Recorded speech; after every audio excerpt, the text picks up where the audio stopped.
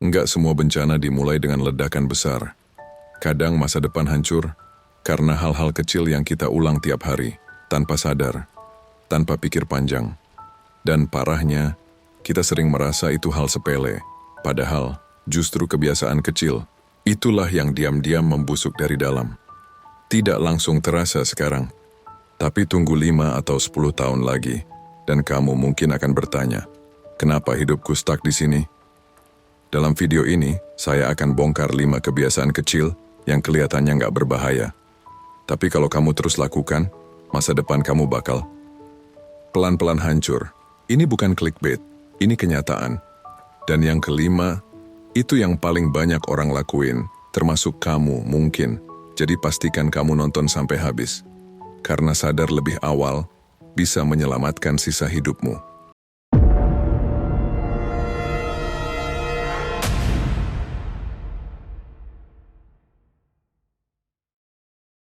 Kebiasaan pertama, menunda-nunda, prokrastinasi.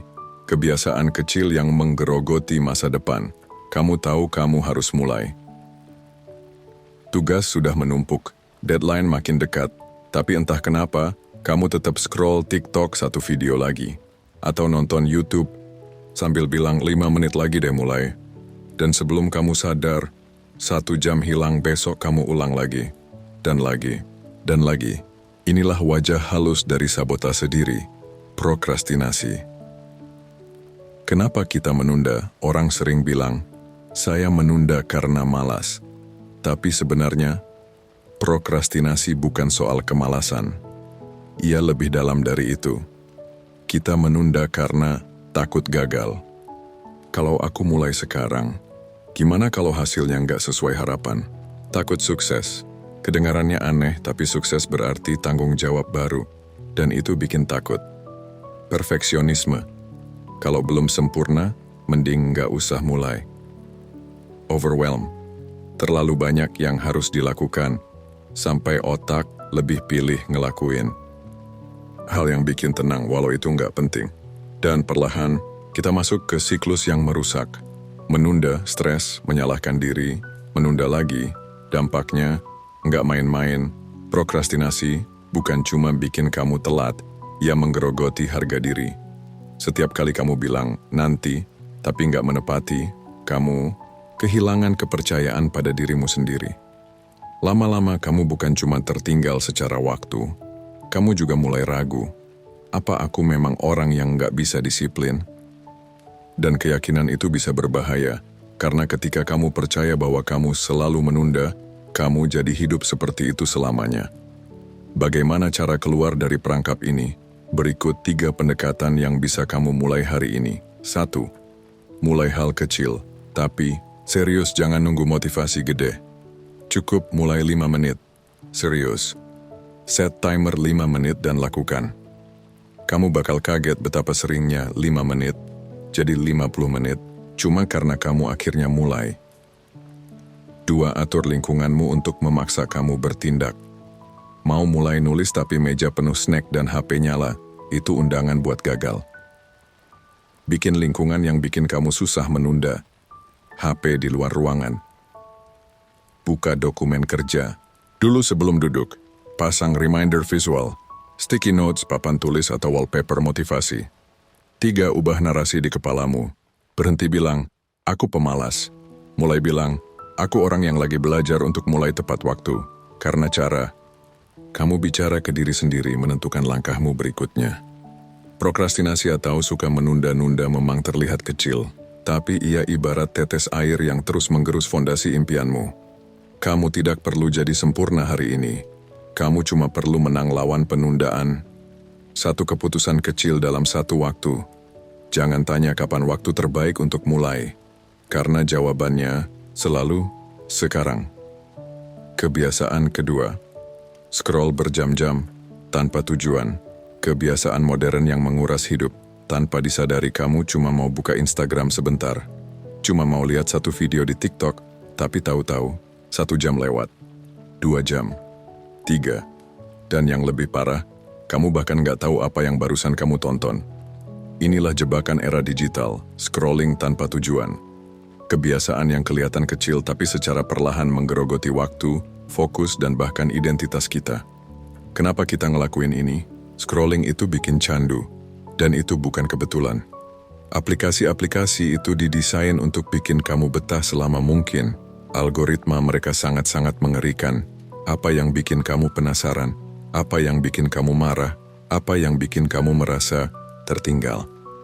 Dan ketika emosi itu kena, kamu terus scroll, dopamin naik, waktu habis, hidupmu terasa sibuk padahal kamu sebenarnya cuma teralihkan. Apa dampaknya buat kita? Waktu jadi terbuang percuma, dalam sehari kamu bisa kehilangan 2-4 jam, hanya untuk scroll. Kalikan itu dengan 1 minggu, 1 bulan, 1 tahun. Berapa banyak hal produktif yang hilang? Kemudian fokus menurun, otakmu jadi terbiasa dengan rangsangan cepat. Akibatnya, baca buku 5 halaman aja susah. Fokus 10 menit kerja aja udah pengen buka HP. Terus, apa lagi? Ya, benar. Krisis identitas, kamu mulai hidup berdasarkan tren yang kamu lihat, gaya hidup orang lain, pencapaian orang lain. Semua bikin kamu merasa kurang meskipun hidupmu baik-baik saja. Lalu, gimana cara lepas dari semua itu? Buatlah aturan pribadi. Contoh, no scroll sebelum jam 9 pagi. Screen time maksimal 1 jam sehari. Hapus aplikasi tertentu di hari kerja. Ganti kebiasaan. Refleks. Biasanya tangan otomatis ambil HP, letakkan buku, jurnal, atau bahkan bola stres di tempat yang sama. Ubah jalur otomatisnya. Mulai dengan 1 hari digital detox. Tes dirimu. 24 jam tanpa media sosial. Rasakan bedanya. Rasakan pikiranmu yang lebih tenang. Rasain waktu yang kembali ke tanganmu. Scroll itu bukan dosa.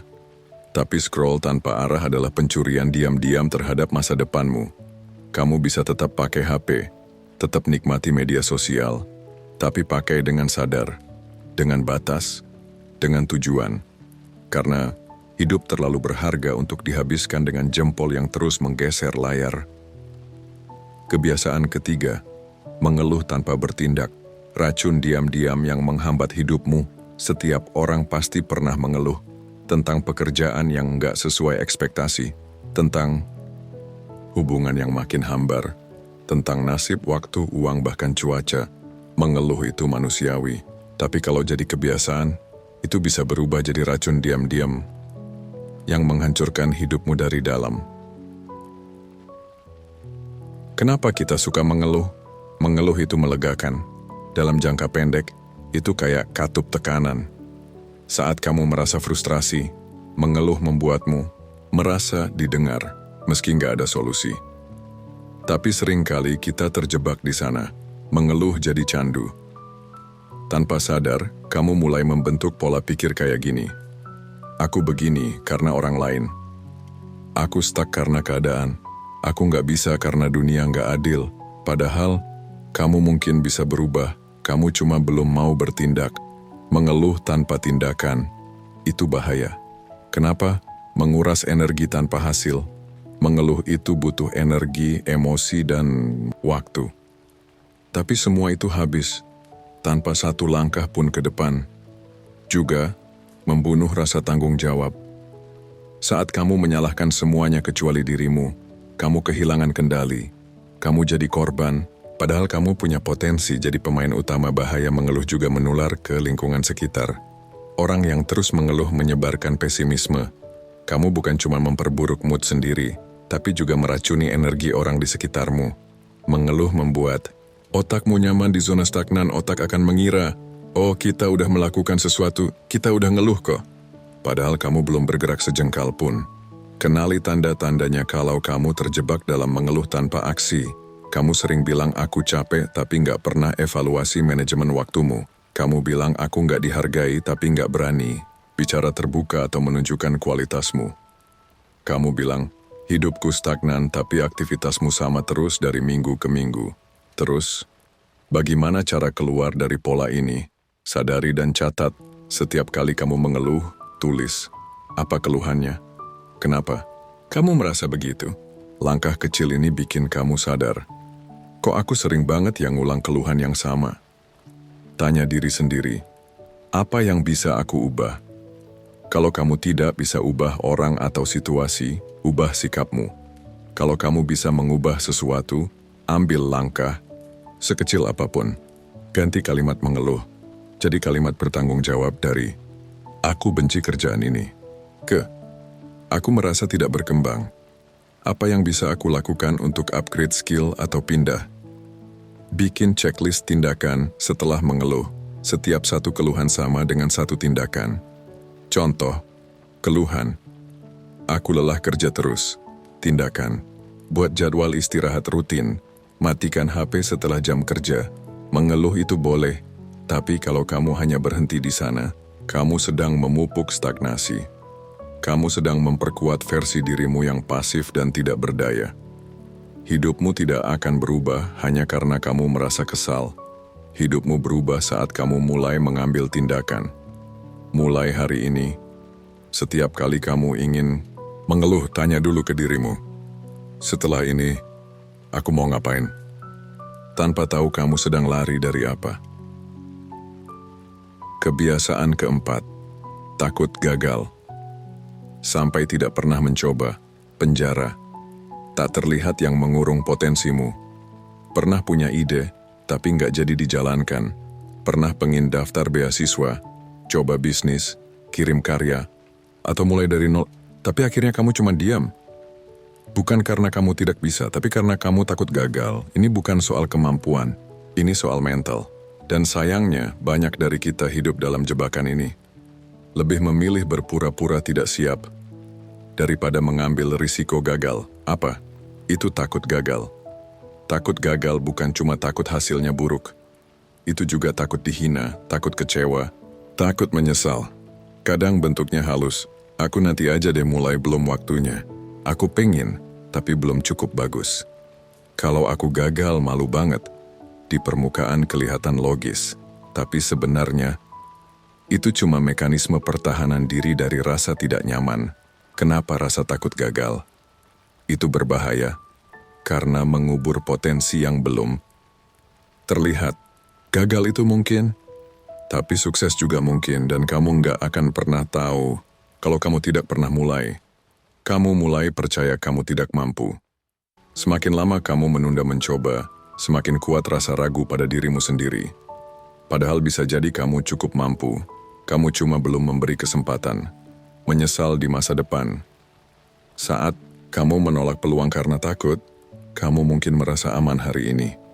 Tapi 5-10 tahun ke depan, kamu akan bertanya, kenapa dulu aku nggak coba? Apa yang sebenarnya kita takutkan? Takut dihakimi. Nanti orang-orang bilang aku nggak berbakat. Takut kecewa.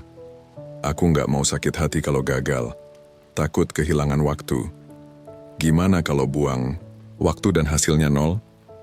Takut keluar dari zona nyaman. Aku udah nyaman di sini walau nggak puas. Tapi ingat, rasa takut bukan penanda untuk berhenti. Seringkali rasa takut adalah penunjuk arah bahwa kamu sedang menuju sesuatu yang penting. Cara melawan, takut gagal dan berani. Mencoba, ubah. Pertanyaan dari, gimana kalau aku gagal? Ke, gimana kalau aku berhasil? Fokus ke proses. Bukan hasil. Sukses besar itu lahir dari latihan kecil yang konsisten. Coba dulu. 1 langkah. Bukan buat sempurna, tapi buat belajar. Gagal bukan musuh, tapi guru. Kegagalan pertama bukan akhir. Itu data. Itu informasi penting tentang apa yang perlu diubah, diperbaiki, disesuaikan. Orang yang sukses bukan yang nggak pernah gagal, tapi yang tidak takut gagal lagi. Buat zona berani harian. Setiap hari, lakukan satu hal yang menantang. Kirim email penting, unggah karya pertamamu, tawarkan ide di rapat. Dengan membiasakan ketidaknyamanan, kamu melatih mental untuk tetap bergerak. Jangan biarkan rasa takut mengatur hidupmu. Jangan biarkan imajinasi kegagalan membunuh kemungkinan kesuksesan. Kamu tidak butuh keyakinan 100% untuk memulai. Kamu cuma butuh langkah pertama. Lebih baik gagal karena mencoba daripada gagal karena tidak pernah berani mulai. Kebiasaan kelima, Bergaul sama orang yang menyeretmu turun, bahaya halus yang sering kita abaikan.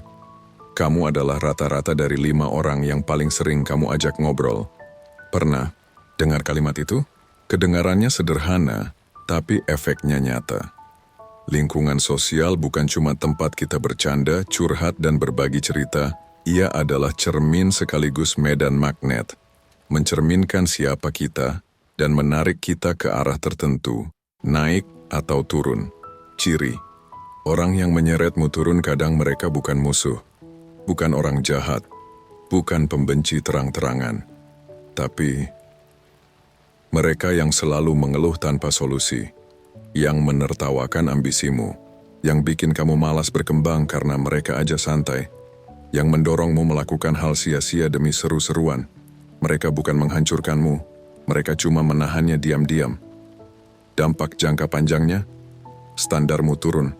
Kamu jadi terbiasa dengan obrolan yang remeh, energi yang rendah, dan hidup yang stagnan. Kamu takut tumbuh. Setiap kali kamu pengen berubah, suara mereka muncul. Ngapain sih segitunya? Kayak kamu bisa aja. Potensi besarmu terabaikan. Kamu mulai memprioritaskan penerimaan dibanding pertumbuhan. Kenapa sulit lepas? Karena ada rasa nyaman. Karena kamu takut dianggap sok, atau karena kamu sudah terlalu lama bersama mereka dan tidak tahu hidup seperti apa tanpanya. Tapi pertanyaannya, mau sampai kapan kamu hidup untuk diterima, bukan untuk berkembang? Solusi, bukan putus total, tapi batasi dan seimbangkan. Kurangi. Intensitas kamu nggak harus langsung putus hubungan, tapi kamu bisa mulai mengurangi waktu dan energi untuk mereka. Tambah circle yang mendorong naik. Cari 1-2 orang yang membuatmu tertantang jadi lebih baik. Bisa dari komunitas, mentor, bahkan lewat konten edukatif. Bangun filter sosial.